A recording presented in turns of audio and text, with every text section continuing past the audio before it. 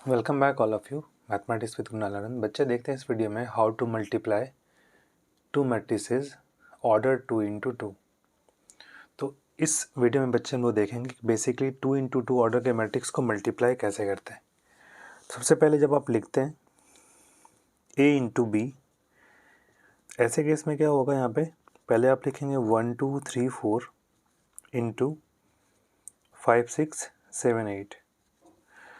तो जो रो होता है वो कॉलम से मल्टीप्लाई होता है, फर्स्ट रो बनता है। तो R1 क्या होगा, C1 से मल्टीप्लाई होगा। ये हमारा क्या है, C1 है, और ये क्या है, C2 है।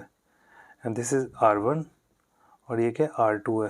तो क्या होगा बच्चे, R1 C1 होगा, फिर यहाँ पे R1 C2 होगा, फिर R2 C1 होगा एंड R2 C2 होगा। तो देखते हैं, R1 का पहला एलिमेंट क्या है 1 एंड C1 का पहला एलिमेंट है 5। तो 1 इंटू 5 प्लस 2 इंटू 7, तो ये फर्स्ट एलिमेंट होगा न्यू मैट्रिक्स का। फिर R1 को हमें C2 से इंटू करना है। तो R1 क्या है फर्स्ट, इसका 6 से इंटू होगा, प्लस बच्चे ये जो 2 है किससे 8 से इंटू होगा, तो 2 इंटू 8।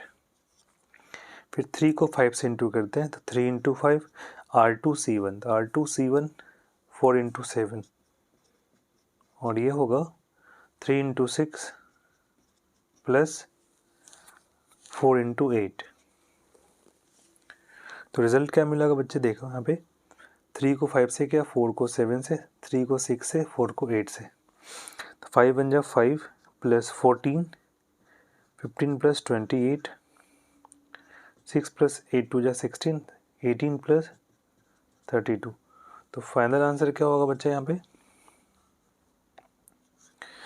14 प्लस 5 19 होगा, 8 5 3 43, ये होगा 22 और ये होगा, अच्छा ये आंसर हो गया बच्चे। इस तरीके से हम फाइंड आउट कर सकते हैं कि multiplication of two matrix order कितने 2 इंटू 2 है। तो ऑर्डर ऑफ मैट्रिक्स में बेसिकली ये इंपॉर्टेंट हो जाता है कि जब आप मल्टीप्लाई करते हैं तो हमेशा क्या होता है, R1 को C1 से इंटू करते हैं पहले, फिर R1 को C2 से, जो न्यू मैट्रिक्स होता है उसका फर्स्ट रो जनरेट होता है बच्चे। फिर R2 को C1 से इंटू करते हैं, R2 को C2 से। इस तरीके से हम फाइंड आउट कर सकते हैं। तो ये बेसिकली क्या होगा, multiplication of matrix of order 2 into 2। Thank you so much guys for watching and supporting the channel. Please like, share and subscribe the channel. Thank you so much. Have a good day. Jai Hind. Jai Bharat.